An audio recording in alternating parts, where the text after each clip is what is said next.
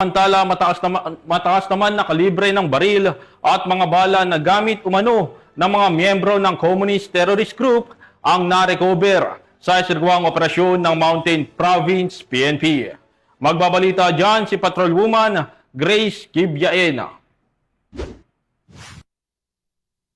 Na-recover ng pinagsanib na puwersa ng Mountain Province PNP ang mga kagamitang pandigma ng komunistang teroristang grupo sa Mount Serkan Mainit Bontoc Mountain Province. Ang malawakang internal security operation ay sinagawa sa ilalim ng Oplan Panther Echo ng pinagsamang mga tauhan ng Bontoc Municipal Police Station, 1st Mountain Province Provincial Mobile Force Company at Provincial Intelligence Unit ng Mountain Province PPO. Na-recover ang iba't ibang kagamitang pandigma kabilang ang isang assembled M4 rifle, isang assembled Garand rifle, 58 piraso ng bala ng rifle, mapa ng Bontoc Mountain Province, mga visual aids para sa taktikal na labanan at propaganda laban sa pagmimina, iba't ibang uri ng gamot at medical na kagamitan, at mga gasolina. Ang na-recover na kagamitan ng CTG ay dinala sa tanggapan ng 1502nd MCRMF B15 para sa dokumentasyon at nararapat na disposisyon. Ang matagumpay na operasyon ay bunga ng tuloy-tuloy na pakikipag-ugnayan ng Mountain Province PNP